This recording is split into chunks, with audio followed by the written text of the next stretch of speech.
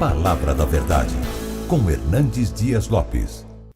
Em dias de tantas aflições, tantas dores, em tempos também onde as pessoas estão com o coração mais centrado na terra e talvez aprofundando raízes na terra, é necessário voltar o pensamento para as coisas lá do alto. Pensar um pouco sobre o céu, pensar um pouco sobre a segunda vinda de Cristo, pensar um pouco que a igreja que seremos deve ensinar a igreja que somos. A igreja triunfante deve ensinar a igreja militante. E hoje eu quero compartilhar com vocês um texto clássico da esperança cristã. Está na primeira carta de Paulo aos Tessalonicenses, o capítulo 4, versos 13 a 18. Peço que você abra sua Bíblia comigo nesta passagem. 1 Tessalonicenses 4, 13 a 18.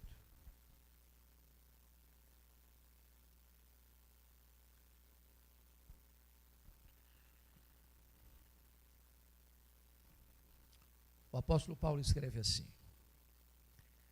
Não queremos, porém, irmãos, que sejais ignorantes com respeito aos que dormem, para não vos entristecerdes como os demais que não têm esperança. Pois se cremos que Jesus morreu e ressuscitou, assim também Deus, mediante Jesus, trará em sua companhia os que dormem. Ora, ainda vos declaramos por palavra do Senhor isto: nós, os vivos, os que ficarmos até a vinda do Senhor, de modo algum precederemos os que dormem. Porquanto o Senhor mesmo, dada a sua palavra de ordem, ouvida a voz do arcanjo e ressoada a trombeta de Deus, descerá dos céus, e os mortos em Cristo ressuscitarão primeiro. Pois nós, os vivos, os que ficarmos, seremos arrebatados juntamente com eles entre nuvens, para o encontro do Senhor nos ares, e assim estaremos para sempre com o Senhor. Consolai-vos, pois, uns aos outros com essas palavras. Amém. O apóstolo Paulo era um missionário, um pastor, um plantador de igrejas, um teólogo. Dos 27 livros do Novo Testamento, ele escreveu 13. E na maioria das cartas que escreveu, sejam as cartas às igrejas, sejam as cartas pastorais, as escreveu, na sua maioria, para responder perguntas, para dirimir dúvidas, para trazer esclarecimento às igrejas. E este aqui é um caso clássico. Vocês sabem que Paulo plantou esta igreja de Tessalônica na sua segunda viagem missionária. Tessalônica era uma cidade muito importante, era uma capital de uma província grega, a província da Macedônia. E vocês bem sabem que os gregos dominaram o mundo no campo das ideias. Mesmo quando o mundo esteve sob o domínio de Roma, do Império Romano, Roma jamais capturou o pensamento grego ou subjugou as ideias gregas. Elas continuaram a prevalecer no mundo. E um dos pilares do pensamento grego era o chamado dualismo. Para os gregos, a matéria que você pega, tange, toca, vê, apalpa, era essencialmente má. O espírito, imaterial e intangível, invisível, era essencialmente bom. Sendo assim, os gregos não acreditavam em 3 doutrinas essenciais da nossa fé. Eles não acreditavam na criação.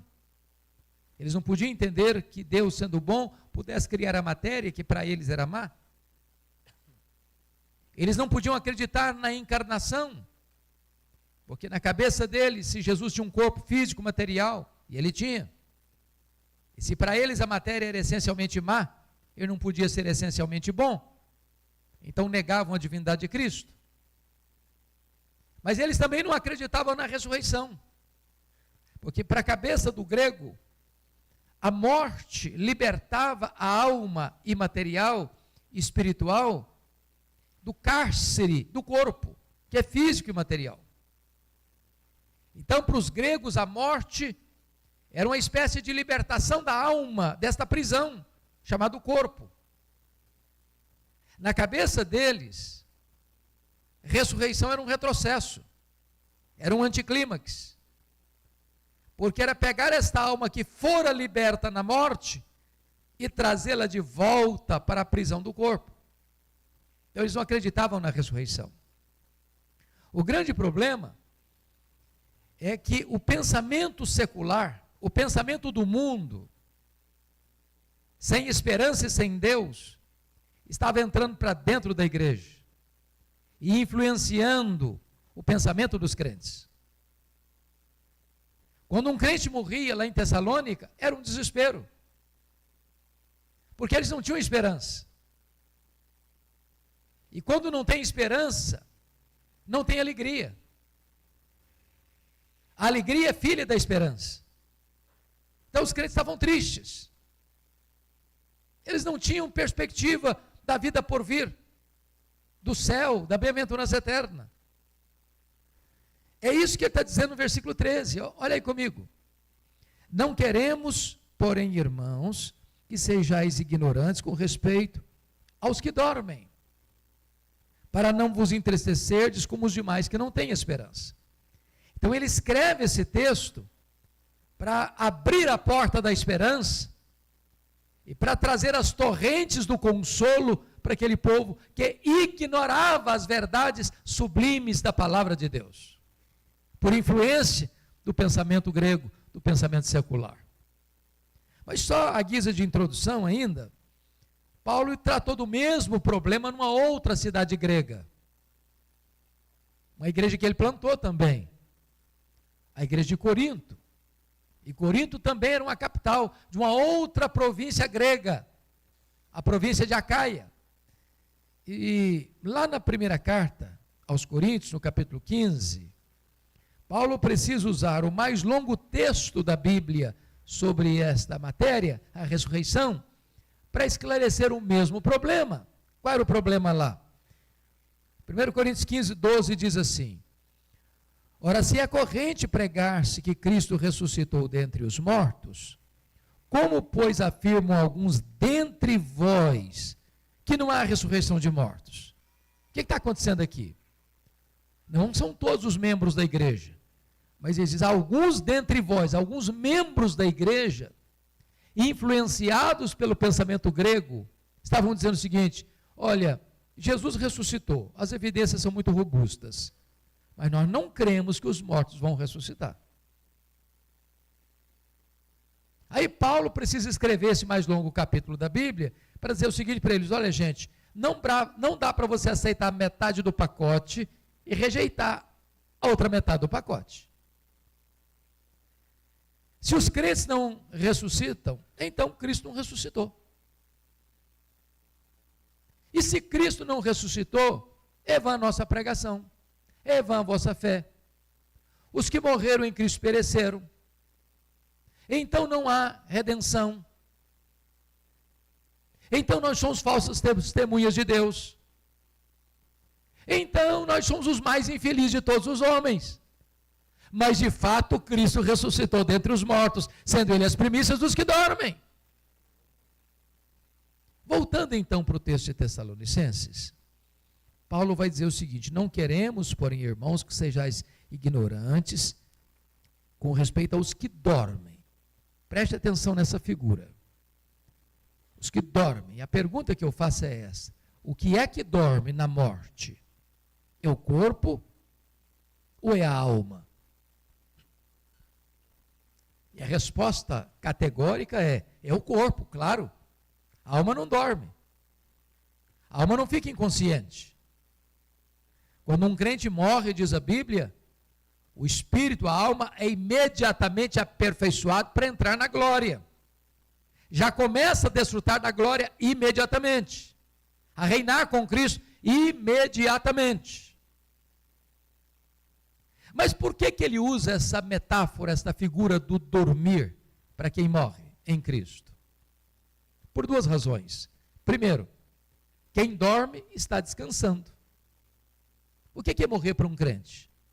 Apocalipse 14, 13 diz: bem-aventurados aqueles que desde agora morrem no Senhor, para que descansem das suas fadigas. Então, quando um crente morre, o corpo, tantas vezes surrado pela doença, está o quê? Descansando. Segundo, por que ele usa a figura do dormir?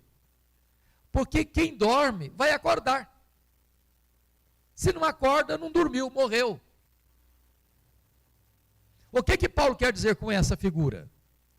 Que a morte não é um adeus, é um até logo. Que a morte não tem a última palavra. Que a morte já foi vencida. Que o próprio Jesus já entrou nas entranhas da morte, arrancou o aguilhão da morte, matou a morte e ressuscitou, inaugurando a imortalidade. Que daqui a pouquinho, quando Jesus voltar em majestade e glória, todos os mortos ouvirão a sua voz e sairão dos túmulos, uns para a ressurreição da vida, outros para a ressurreição do juízo. Então não tem motivo de desespero, nem de desesperança, porque nós ressuscitaremos. Talvez, esta é uma das perguntas que nos meus 42 anos está se aproximando de ministério, eu mais escuto: pastor, como é que vai ser? Como é que vai ser o nosso corpo? Como é que vai ser lá no céu? O que acontece quando um crente morre? Então vamos olhar aqui esse cenário. Por exemplo, se você perguntar para um indivíduo materialista, um ateu teórico, o que acontece quando a pessoa morre? Qual é a resposta dela? Morreu, acabou. Começou a matéria, não tem mais nada, morreu, acabou. Tem esperança nisso? Não tem. Se você perguntar para uma pessoa que subscreve a teologia romana, o que acontece com uma pessoa, quando uma pessoa morre? Ela vai responder assim: bom, a pessoa não era tão boa para ir direto para o céu, não era tão má para ir direto para o inferno, ela vai para um purgatório. Fica sofrendo, talvez 1 ano, 10 anos, pecados, para entrar no paraíso. Tem esperança nisso? Não tem. Se você perguntar para um espiritualista, o que acontece quando uma pessoa morre? Ele vai dizer para você: olha, morreu, desencarna, reencarna, desencarna, reencarna, desencarna, reencarna, num processo ad infinito.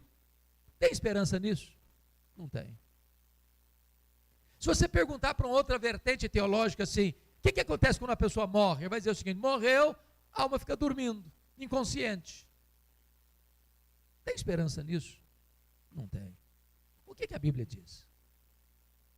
O que a Bíblia diz é o seguinte: que morrer para um crente, está lá em 2 Coríntios 5,8, é deixar o corpo e habitar com o Senhor. Morrer para um crente, Filipenses 1,23, é partir para estar com Cristo, o que é incomparavelmente melhor. O que Jesus disse para aquele ladrão na cruz, que se arrependeu na 1/10 hora? Hoje mesmo estarás comigo no paraíso. Mas Jesus morreu naquela sexta-feira, às 3 horas da tarde, o seu corpo foi para a sepultura. A sepultura não é o paraíso. Qual foi a 7ª palavra de Jesus na cruz? A última palavra: Pai, nas tuas mãos entrego o meu espírito. Então, morrer para um crente é deixar o corpo para habitar com o Senhor, para estar com Cristo. Isso é incomparavelmente melhor. É estar no céu, na casa do Pai, no paraíso, no seio de Abraão, na Nova Jerusalém, nesta realidade bendita de bem-aventurança eterna.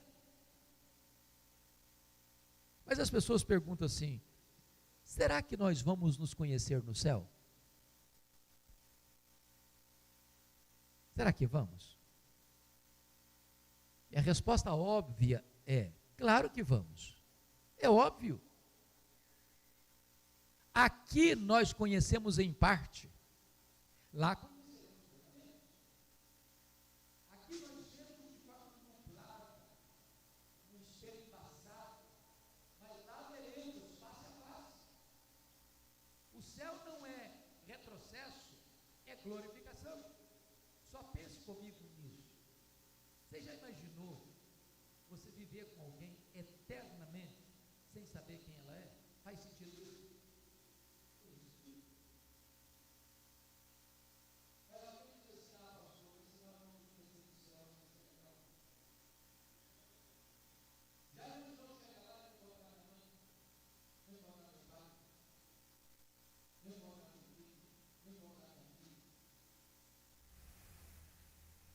Vai perder a graça.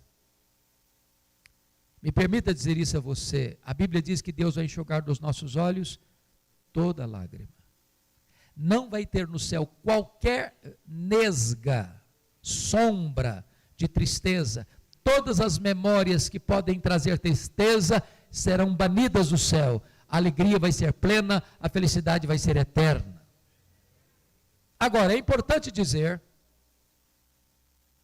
que lá no céu não vamos ter algumas coisas que as pessoas às vezes imaginam. Por exemplo, quando você vai a um funeral de uma pessoa já mais idosa, 50 anos de casados, por exemplo, aí vai o homem, porque os homens, via de regra, são mais apressados e gostam de ir na frente. Aí a viúva fica ali, acariciando a mãozinha gelada de quem ficou, ou de quem partiu, melhor, passando a ideia que daqui a pouquinho ela está indo também, para continuar o relacionamento. Não, não, não, não. Não vai continuar o casamento no céu. Não tem desse negócio de casados para sempre. Casamento é até que a morte os separe. Lá no céu nem se casa, nem se dá em casamento. É só aqui. Aproveita que não tem mais lá. Tem gente que diz, ufa, até que enfim também, né?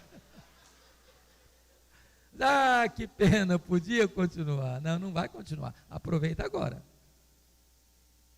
Segundo, lá no céu nós não seremos uma família nuclear. O que é isso? O que é uma família nuclear? É marido, é esposa e filhos. Os demais são parentes.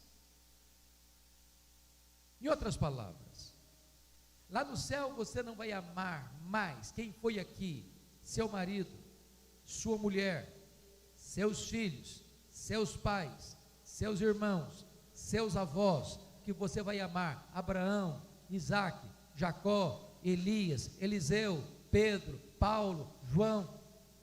Lá nós seremos uma só família, remida e lavada no sangue do Cordeiro. Mas alguém pergunta ainda, pastor, como é que vai ser no céu? Imagine você comigo. Aquele bebê que está sendo gerado no ventre da mãe. Houve um problema na gravidez. Aconteceu um aborto. Vai ser um feto glorificado no céu? Ou imagina um bebê que acabou de nascer e morreu. Vai ser um bebezinho recém-nascido glorificado no céu? Ou imagine você uma pessoa que tem um defeito físico de nascimento, ou que um acidente na vida levou a amputar um membro do seu corpo. Vai ser uma pessoa defeituosa fisicamente, mesmo com um corpo glorificado no céu? Lá em Vitória, nós temos o privilégio, a bênção de ter uma irmã querida na membresia da igreja, que completou 109 anos. Pasmem vocês, enfia linha na agulha sem precisar óculos. E eu tenho uma santa inveja dela. Vai ser uma vovozinha usando uma bengala no céu? Como é que vai ser? A Bíblia diz em Filipenses 3:21 que nós teremos um corpo semelhante ao corpo da glória do Senhor Jesus. Corpo completo, maduro, perfeito, glorioso. E eu tenho uma boa notícia para as meninas nesta noite. O corpo da ressurreição não vai brigar nem com a balança, nem com o espelho. Que coisa maravilhosa. Não vai precisar fazer cirurgia plástica.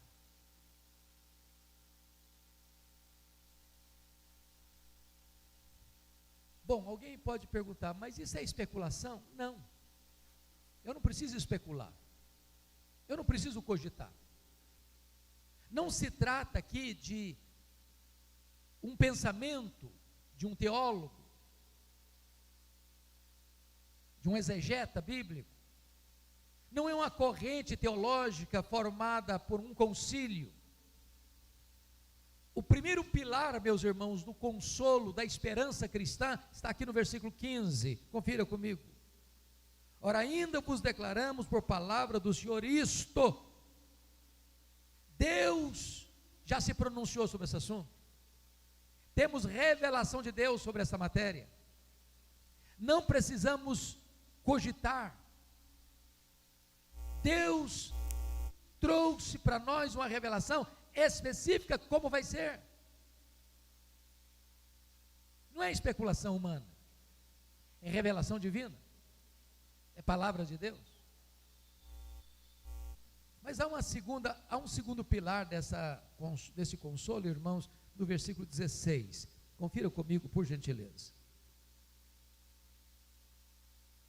Se o primeiro pilar desta esperança é a revelação de Deus, o segundo é a parousia, a segunda vinda. Versículo 16 diz assim: porquanto o Senhor mesmo, dada a sua palavra de ordem, ouvida a voz do arcanjo, ressoada a trombeta de Deus, descerá dos céus. Meus irmãos, esta é a acrópole da esperança cristã. Esse é o pináculo da nossa fé. Esse é o apogeu da história. É a consumação de todas as coisas. A volta gloriosa do Senhor Jesus Cristo. Ele voltará. A trombeta soará. Ele descerá dos céus. Ele se assentará no trono. Ele estabelecerá o seu reino de glória para sempre. Ele reinará pelos séculos dos séculos. Essa é uma verdade magna que deve trazer esperança para a nossa vida. Mas a pergunta é: como Jesus voltará? Atos 1:11, quando Jesus está ascendendo aos céus lá no Monte das Oliveiras, e os galileus estão olhando para as alturas, vendo Jesus transpor as nuvens, descem dois anjos e perguntam para eles assim: varões galileus, por que estáis olhando para as alturas? Esse mesmo Jesus que viste subir, assim descerá dos céus. Em outras palavras, a segunda vinda de Cristo será pessoal. Ele não mandará um embaixador, Ele não mandará Miguel, Ele não mandará Gabriel, Ele não mandará um querubim, Ele não mandará um serafim, Ele não mandará um representante. Ele pessoalmente virá com grande majestade e glória para buscar a sua igreja. Segundo, Apocalipse 1:7 diz que todo olho verá, até aqueles que o traspassaram. A segunda vinda de Cristo será visível, pública, notória, verificável. Não haverá nenhum evento na história mais público do que a segunda vinda de Cristo, nos desertos mais quentes, nas montanhas mais geladas, nas cavernas mais escuras. Ninguém ficará fora desta visão gloriosa da segunda vinda de Cristo, até aqueles que o traspassaram. Sabe o que significa isso? A Bíblia diz que quando Jesus vier na sua majestade e glória, os mortos ouvirão a sua voz e sairão dos túmulos, uns para a ressurreição da vida, outros para a ressurreição do juízo. Aqueles que cuspiram em Jesus, aqueles que esbordoaram a cabeça de Jesus, aqueles que pregaram Jesus naquele lenho maldito, aqueles que zombaram e escarneceram de Jesus ao longo da história, terão seus olhos abertos para ver Jesus vindo na sua grande majestade e glória.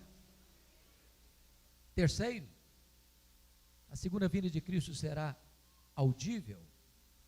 O versículo 16 é notório quanto a isso. Dada a sua palavra de ordem, ouvida a voz do arcanjo e ressoada a trombeta de Deus, descerá dos céus. Se a vinda de Cristo será o ato mais público, a segunda vinda de Cristo será o ato mais sonoro da história.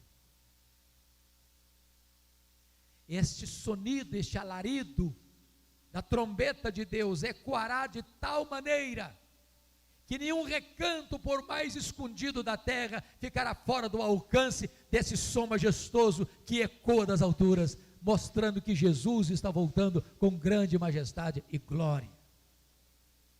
Quarto lugar, como ele voltará? Ele voltará repentinamente. Diz a Escritura que, como um relâmpago sai do Oriente para o Ocidente, assim ele voltará. Na linguagem de Paulo, em 1 Coríntios 15, vai ser num momento. E esta palavra momento lá no grego é átomos, de onde vem a nossa palavra portuguesa átomo, palavra usada para o faiscar de uma estrela, para o abrir e fechar de olhos, para o dardejar da cauda de um peixe. Sabe o que significa isso? Não dá para se preparar de última hora. Ele voltará tão rapidamente, tão repentinamente, que se você não tiver azeite na sua lâmpada, não há chance para você estar com ele. Quinto, como Jesus voltará? Jesus voltará inesperadamente. Vai ser como ladrão. Nenhum ladrão manda um WhatsApp para você, dizendo, tal dia pretendo chegar na sua casa, prepare um cafezinho, faça um pão de queijo, que eu estou chegando. Ele chega em hora inesperada. Sabe o que significa isso, irmãos? Não tem como marcar essa data. Esse dia não vai ser um dia óbvio, vai ser um dia como qualquer outro, que você vai levar filho para a escola, pegar filho na escola, levantar-se para o trabalho, voltar do trabalho, ou ficar em casa, ou estar viajando. Esse dia vai pegar as pessoas de surpresa. Aquelas pessoas que tresloucadamente, tolamente, marcaram a segunda vinda de Cristo, colocaram roupas ascensionais, subiram para os montes, desculpem da expressão, quebraram a cara. E todos que tentarem marcar a segunda vinda de Cristo, colherão frustrações. Por quê? Porque esse dia pertence à economia da soberania de Deus, e a ordem para você e para mim é: vigiai, vigiai, vigiai, porque não sabeis nem o dia, nem a hora. Como Jesus voltará? Sexto lugar, ele voltará inescapavelmente. 1 Tessalonicenses 5 diz que vai ser como uma mulher grávida que está para dar à luz. Sabe o que significa isso? Essa data não pode ser desmarcada. Nenhuma corte humana, por mais egrégia que ela seja, tem autoridade, tem competência para dizer, não, nós estamos aqui decretando que Jesus não vai voltar mais. Ele voltará. Não há nenhuma agenda na terra que possa alterar esse glorioso e auspicioso acontecimento que vai culminar a história, que vai fechar as cortinas da história, que vai levar a história a uma consumação. É a gloriosa volta do Senhor Jesus Cristo. Mas em sétimo e último lugar, como Jesus voltará? Ele voltará vitoriosamente, gloriosamente. Ele virá com muito poder e muita glória, e diz a Bíblia que vai colocar debaixo dos seus pés todos os seus inimigos, e ele vai lançar no lago do fogo o anticristo, o falso profeta, o diabo, a morte, e todos aqueles cujos nomes não estão escritos no livro da vida, e ele vai reinar com a sua igreja para sempre, e sempre, e sempre, e sempre. Louvado seja o nome do Senhor.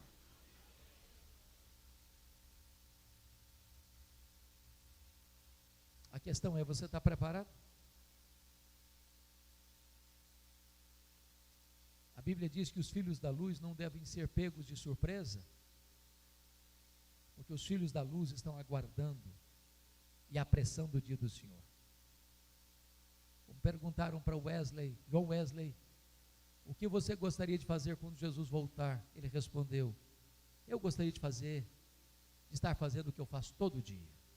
Todo dia eu estou esperando e dizendo: Maranata, ora vem, Senhor Jesus. Mas há um terceiro pilar da esperança cristã aqui, irmãos. Confira comigo no verso 16, a parte B. É a ressurreição. Está escrito assim: e os mortos em Cristo ressuscitarão primeiro. Preste atenção, que não é primeiro em relação a outros mortos, não. Restarão primeiro em relação aos que estiverem vivos. Ou seja, quando Jesus voltar, duas coisas vão acontecer. Primeiro, os mortos ressuscitam. Segundo, quem estiver vivo. Estamos falando agora da igreja, do povo de Deus, do povo salvo, pela graça. Então os mortos ressuscitam. E em segundo lugar, os que estiverem vivos são transformados e arrebatados para encontrar o Senhor Jesus nos ares. Mas a verdade agora é: como é que vai ser a ressurreição do corpo? Paulo respondeu essa pergunta de maneira mais ampla e profunda na sua primeira carta aos Coríntios. Eu peço que você vá para lá comigo agora, para encontrarmos a resposta da Bíblia sobre essa pergunta.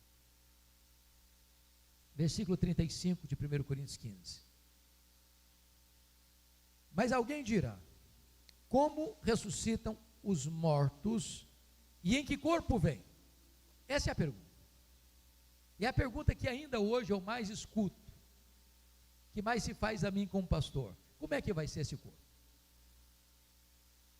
Para responder esta pergunta, Paulo vai lançar mão de 3 metáforas. A primeira metáfora está aí no versículo 36, confira aí comigo, até o versículo 38. Insensato, o que semeias não nasce se primeiro não morrer. O que semeias não se... E quando semeias, não semeias o corpo que há de ser, mas o simples grão como de trigo, ou de qualquer outra semente. Mas Deus lhe dá corpo, como lhe aprouve a dar, e a cada uma das sementes o seu corpo apropriado. A primeira metáfora é a metáfora da semente. Então preste atenção nisso. Quando você for a um funeral, e quando você ver alguém sendo sepultado, veja que isso aí, na linguagem bíblica, é uma semeadura. Na ressurreição, irmãos, tem o que nós chamamos de continuidade e descontinuidade. O que é continuidade? Se você semear uma semente, plantar uma semente de manga, você não vai colher abacate, você vai colher manga. Preserva o quê? A natureza, a identidade. Se morreu o José da Silva, não é o Antônio Pereira que vai ressuscitar, é o José da Silva. Se morreu crente, vai ressuscitar para a ressurreição da vida. Se morreu descrente, vai ressuscitar para a ressurreição do juízo. Isso é a continuidade. Qual é a descontinuidade? Aí Paulo vai responder essa pergunta no versículo 42. Confira lá comigo. Veja aí, por gentileza, como é que vai ser. Então ele diz no verso 42 assim: pois assim também é a ressurreição dos mortos. Semeia esse corpo na corrupção, ressuscita-se na incorrupção. O que Paulo está falando aqui? Vamos entender? Esse corpo nosso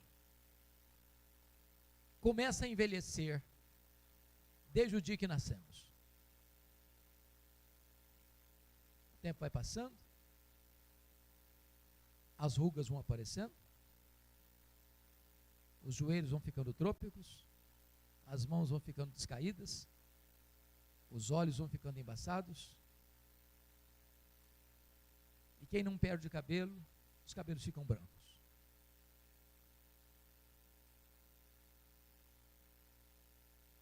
Isso é incontornável. Não tem como driblar isso. Eu sei que as meninas mais espertas do que os homens driblam melhor isso com um bom cosmético. Às vezes acorda-se de manhã, é um caos. Põe um bom cosmético, vira um cosmos. Daqui a pouquinho uma boa cirurgia plástica ajuda muito. Mas chega uma hora que, ainda que Pitangui ressuscitasse dentre os mortos, já não tem mais jeito de recuperar. esse corpo fica velho, esse corpo fica cansado, esse corpo fica enrugado, esse corpo fica doente, esse corpo fica caquético, esse corpo morre.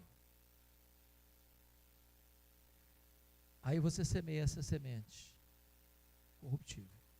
O que vai brotar da sepultura no dia da ressurreição é um corpo incorruptível. Sabe o que significa isso? Nunca vai ficar velho, nunca vai ficar enrugado, nunca vai ficar estressado, nunca vai ficar cansado, nunca vai ficar doente, nunca vai ter defeito, jamais, eternamente perfeito. Louvado seja o Senhor. Este é o corpo da ressurreição. Olha o verso 42 ainda. Ele diz o seguinte: semeia-se em desonra, ressuscita em glória. Ô irmãos, nós pastores que estamos aqui, me permita fazer uma consulta. Quantos pastores nós temos no auditório? Levanta a mão os pastores. Louvado seja Deus. Vários pastores. Na nossa lida pastoral, temos que visitar ovelhas queridas, que às vezes estão em um estado tão crítico de saúde. Lá em Vitória, nós tivemos uma ovelha muito amada, que ficou 14 anos em coma. 14 anos. Eu já visitei ovelhas que a doença foi tão severa, o tratamento foi tão pesado, que o corpo foi encolhendo, murchando, ficou pele e osso, maltratado pela doença, pela dor, pelos medicamentos pesados. Quando nós fizemos aquela semeadura, quando se lançou aquele corpo na sepultura, aquele corpo estava desonrado pela enfermidade, pelo sofrimento. Mas o corpo que vai brotar, diz a Bíblia, é um corpo glorioso. Glorioso. Daniel 12 diz que vai brilhar como o sol no seu fulgor. Como aquele corpo glorioso de Jesus, lá na ilha de Patmos, João, o mais próximo discípulo de Jesus, quando vê Jesus com seu corpo de glória, os cabelos brancos como a neve, os olhos como chamas de fogo, as mãos segurando a igreja, a voz como voz de muitas águas, os pés como de bronze polido, o rosto brilhando como o sol no firmamento. João caiu como morto aos seus pés. Assim será o nosso corpo de glória, o corpo da ressurreição. Versículo 43, semeia-se em fraqueza, ressuscita-se em poder. Meus irmãos, o nosso corpo é muito interessante, o ser humano é muito interessante. Sabe por quê? Esse dia eu estava pensando, pastor Gilberto, eu fui criado na roça, lá no campo, e já vi os bezerrinhos nascer lá no pasto, e aí o bezerrinho nasce meio troncho, meio capenga, daqui a pouquinho se apruma, daqui a pouquinho já está mamando, daqui a pouquinho já está correndo, e assim são com os outros animais. Aí nasce um bebê. Primeiro dia ele é totalmente dependente, primeiro mês ele é totalmente dependente, no segundo mês totalmente dependente, no sexto mês é totalmente dependente, e no primeiro ano ele é totalmente dependente. Mas daqui a pouquinho começa a crescer, vira um garotinho esperto, um adolescente assim, jeitoso, aí um jovem com os músculos tonificados, daqui a pouquinho ele é um atleta, daqui a pouquinho também a cabeça manda, o corpo já não vai mais.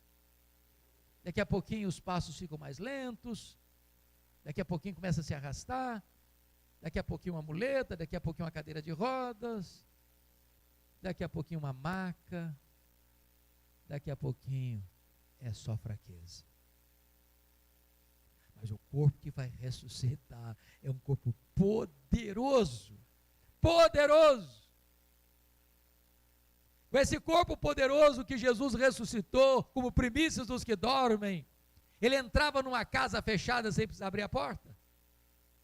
Ele saía aqui de Jerusalém, aparecia lá na Galileia, 153 quilômetros, sem precisar percorrer o trecho. Com esse corpo de glória, ele subiu aos céus, entre nuvens, corpo poderoso.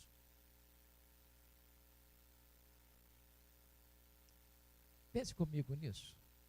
Quando o astrônomo russo chegou à Lua, ele dizia: eu não vi Deus. Os estudiosos hoje dizem que o nosso universo tem mais de 93 bilhões de anos-luz de diâmetro. Isso significa que se você voasse a velocidade da luz, 300 mil quilômetros por segundo, nessa velocidade você demoraria mais de 93 bilhões de anos para ir de uma extremidade à outra do universo. Onde fica o céu? Onde fica o céu? Por exemplo, diante da vastidão desse universo, se Jesus tivesse voltado para o céu na velocidade da luz, 300 mil quilômetros por segundo, depois de 2.000 anos, ele estaria logo ali ainda na esquina do universo. Eu pergunto a vocês, quanto tempo um anjo demora para vir do céu à terra?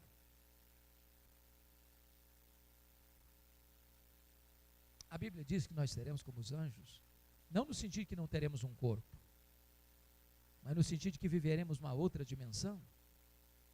O que significa o seguinte, irmãos, com um corpo de glória, com um corpo poderoso, incorruptível, nós não estaremos sujeitos às mesmas leis que nos governam hoje. Nós habitaremos todo o universo restaurado por Deus, novos céus e nova terra. Vou dar uma puladinha no céu, vou dar uma puladinha na terra, e você vai explorar todo o cosmos restaurado de Deus, um corpo glorioso. Quando nós cantamos o hino, nem metade da glória celeste jamais se contou ao mortal, isso não é uma figura, não, isso é uma realidade. Bom, mas vamos para a segunda figura, para a segunda metáfora. Olha a segunda metáfora que Paulo vai usar para responder a pergunta: em que corpo vem? Como vai ser o corpo da ressurreição? Olha comigo, por favor, o versículo 39. Agora não é mais a figura da semente, agora é a figura da carne. E ele diz assim: nem toda a carne é a mesma, porém uma é a carne dos homens, outra é a carne dos animais, outra é a carne das aves, outra é a carne dos peixes. Uai, Paulo, não estou te entendendo agora. Que negócio é esse?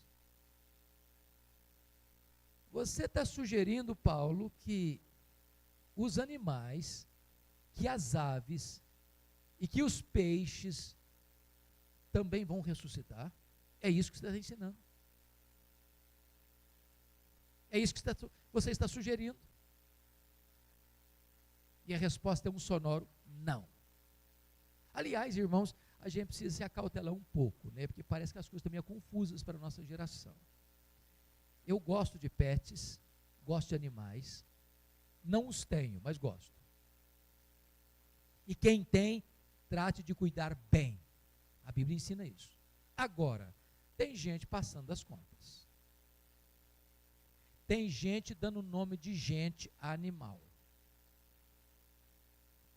Há pouco tempo, uma pessoa chegou na casa, e aí a mulher disse: Marcelo, Marcelo. Aí está pensando que é o marido ou um filho. Não, era o cachorrinho da família. Eu acho que o marido chamava Totó, porque o cachorrinho chamava Marcelo. Desculpe se tem Marcelo no auditório.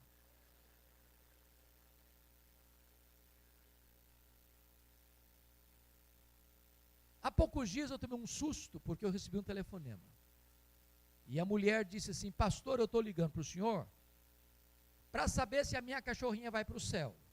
E eu tomei um susto com a pergunta, não tinha uma resposta pronta, deu uma engasgada antes de falar alguma coisa, e ela já logo engatou, porque se a minha cachorrinha não for para o céu, eu também não quero ir. Falei: se isso é problema da senhora, não vou entrar em briga de família, isso é problema da senhora. O que é isso?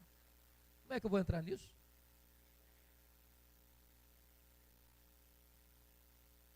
Ô gente, a coisa está complicada. Tem gente dormindo com cachorro. Tem gente registrando em cartório que o cachorro é filho. E eu estava aguardando um voo, uma conexão de um voo internacional, e eu fiquei muito impressionado com o que vi. Estou sentadinho no portão já de embarque, quando se aproxima um casal. Aliás, um casal muito bonito, um cachorro bonito. Porque hoje tem hora que você embarca e uma pessoa senta do seu lado com um cachorro enorme. Você tem que conviver com o cachorro do seu lado a noite inteira. Mas aí o rapaz chegou com a moça, com o cachorro, tudo bem. Aí o rapaz disse assim para a moça: fica aqui um pouquinho que eu vou comprar uma Coca-Cola. O barzinho da Coca-Cola ficava a uns 10 metros distante. Quando o rapaz saiu, a moça deu um beijo na boca do cachorro, cinematográfico. E eu olhei e falei: meu Deus, mas que mau gosto, meu senhor. Não é possível. Pasmem vocês, há poucos dias um pastor presbiteriano calvinista, reformado, vai fazer um casamento de 2 ovelhas, membros da igreja. Sabe qual foi a daminha que levou a aliança no altar? A cachorrinha da família. Ah, tenha paciência, tenha paciência.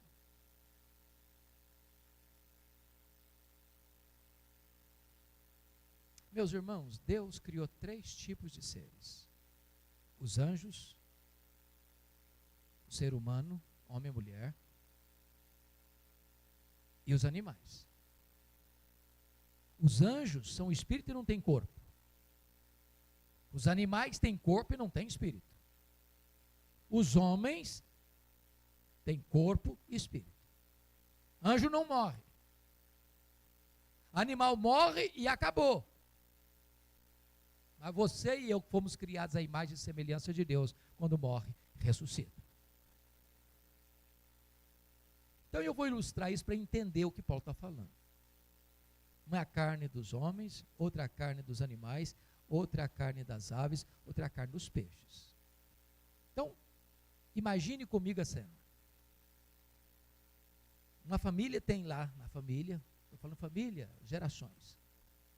Tem um cachorrinho, tem um papagaio e tem um peixe no aquário.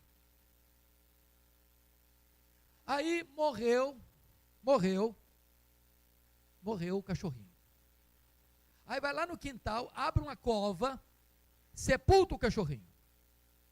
100 anos depois, você vai lá e abre aquela cova. O que tem lá dentro? Pó de cachorro. Pó de cachorro. 100 anos depois, morre o papagaio. Você vai lá e sepulta na mesma cova. Aí depois de 100 anos, você vai lá e abre a cova. O que tem lá dentro? Pó de cachorro e pó de papagaio, pó de ave. 100 anos depois, morre o peixe. Você vai lá e sepulta na mesma cova. 100 anos depois, você vai lá e abre a cova. O que tem lá dentro? Pó de cachorro, pó de papagaio, pó de peixe. 100 anos depois, morre alguém da família. Vai lá e sepulta na mesma cova. 100 anos depois, você vai lá e abre a mesma cova. O que tem lá dentro? Pó de cachorro, pó de papagaio, pó de peixe e pó de gente. Ué, mas como é que vai ficar na ressurreição, gente? Misturou tudo lá dentro. É isso que Paulo está falando. Se você crê que do nada Deus criou o universo, você não vai ter nenhuma dificuldade de uma coisa: quando Jesus voltar, todos ouvirão a sua voz e sairão dos túmulos. Cachorro não vai levantar do túmulo, papagaio não vai levantar do túmulo, peixe não vai levantar do túmulo, mas quando Jesus voltar, pó de gente vai escutar a voz dele e vai levantar do túmulo. Alguém pergunta: pastor, mas e quem for cremado? Como é que fica? Eu pergunto a você: como é que ficaram aqueles irmãos nossos que morreram nas Torres Gêmeas, em 11 de setembro de 2001, lá em Nova York, 3.000 graus centígrados? Como é que ficaram aqueles irmãos nossos que foram comidos por um monstro marinho, e o corpo dele foi sendo espalhado de quilômetro em quilômetro, mar adentro? Como ficam aqueles irmãos nossos que foram devorados por uma fera? Meus irmãos, Deus é poderoso para pegar cada partícula invisível e dispersa na terra, e todos ouvirão a sua voz e sairão dos túmulos. Louvado seja o Senhor. Mas vem a terceira figura que Paulo vai usar para responder a pergunta: em que corpo vem? Confira aí comigo o verso 40. Também há corpos celestiais e corpos terrestres. Sem dúvida, um é a glória dos celestiais e a outra dos terrestres. Um é a glória do sol, outra é a glória da lua, outra é a glória das estrelas. Porque até entre estrela e estrela há diferenças de esplendor, pois assim também é a ressurreição dos mortos. Do que Paulo está tratando aqui? O que ele está tratando aqui é que, embora todos vão ressuscitar, e todos brilharão, mas nem todos brilharão com a mesma intensidade. Um é a glória do sol, outra é a glória da lua, outra é a glória das estrelas. Até entre estrela e estrela há diferença de esplendor.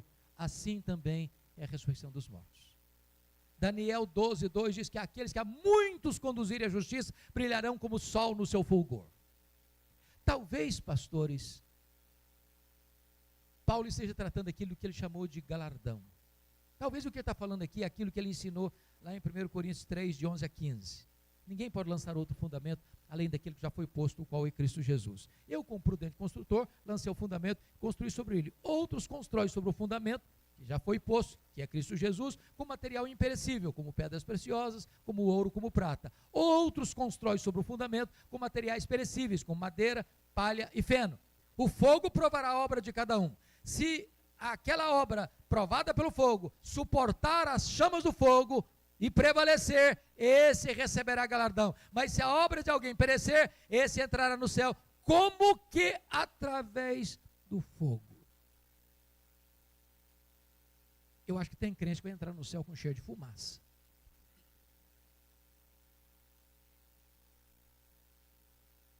Preste atenção nisso. Salvação é pela graça, mas galardão é pelas obras.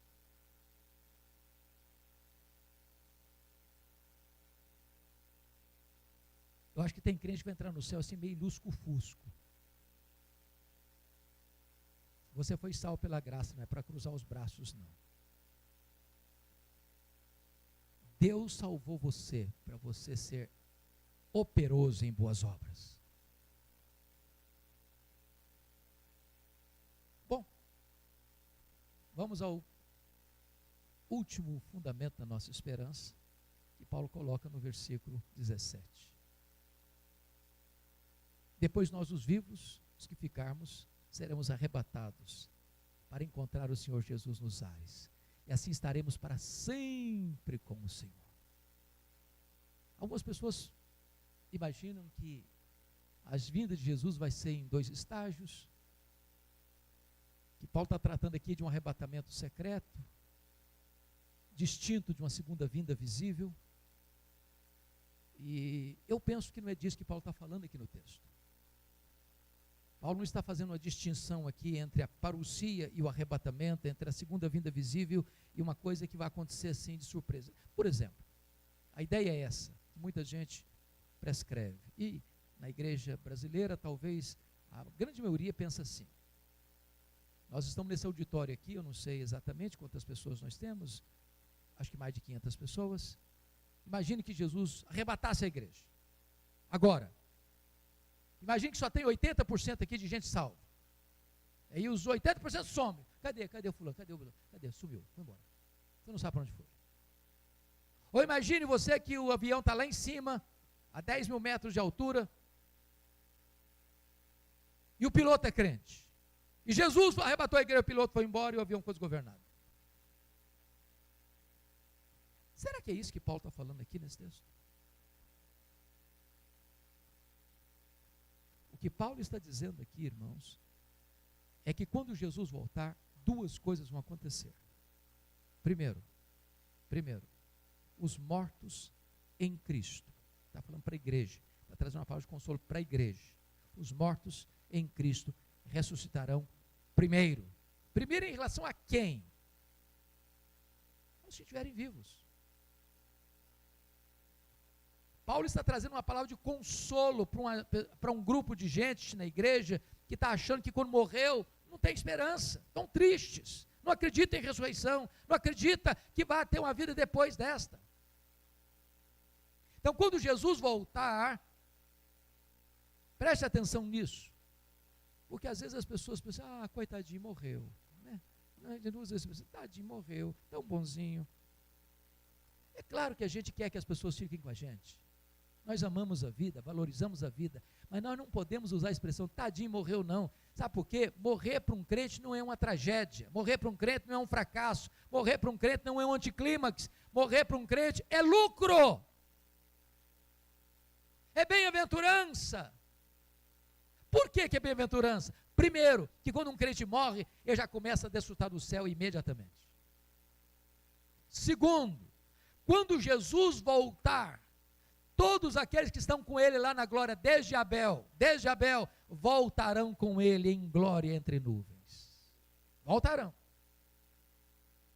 E aí, essa alma glorificada que vem com ele, esse corpo que estava na sepultura, vai brotar um corpo incorruptível, imortal, glorioso, poderoso, espiritual, celestial, semelhante ao corpo da glória do Senhor Jesus, e esse corpo glorificado se une àquela alma que já estava na glória, e assim todos os que estiverem vivos serão transformados e arrebatados, e encontraremos o Senhor Jesus nos ares. Esse é o arrebatamento. Você que sempre desejou voar, você vai voar. Arrancados daqui. Agora, olha como termina o texto. E assim estaremos para sempre com o Senhor. Não tem mais despedida, não tem mais até logo, não tem mais adeus, não tem mais saudade. Me permita uma perguntinha aqui. Quantos aqui no auditório têm parentes achegados, que moram fora do Brasil? Levanta a mão. Como é que você se comunica com eles? FaceTime, telefone, dá uma saudade, não dá? Pois é, não vai ter mais saudade.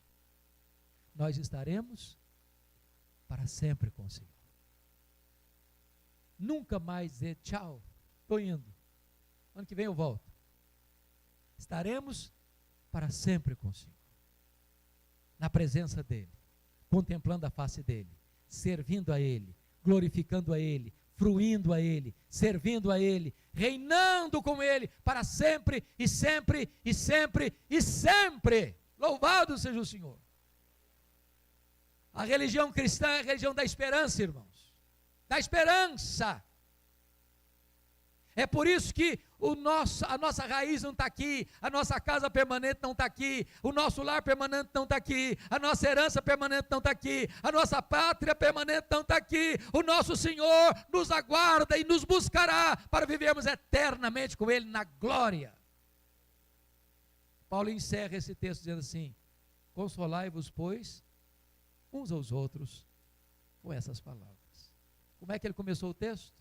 Oh, meus irmãos, eu não quero que vocês sejam ignorantes com respeito àqueles que morrem, aqueles que dormem, aqueles que não têm esperança nenhuma, ficarem tristes. Não, meus irmãos, vocês podem ser consolados. E agora Paulo, que é um pastor, que sabe fazer uma boa aplicação do seu sermão, ele diz: olha, mas eu não quero só que esse auditório que está aqui seja consolado, não. Eu quero que esse auditório que está aqui seja instrumento de consolação na vida de muitas outras pessoas.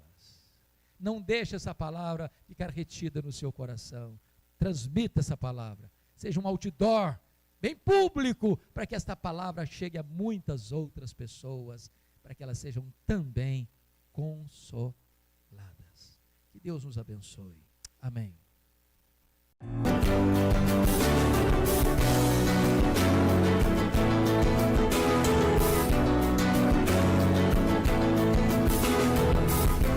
Palavra da Verdade, com Hernandes Dias Lopes.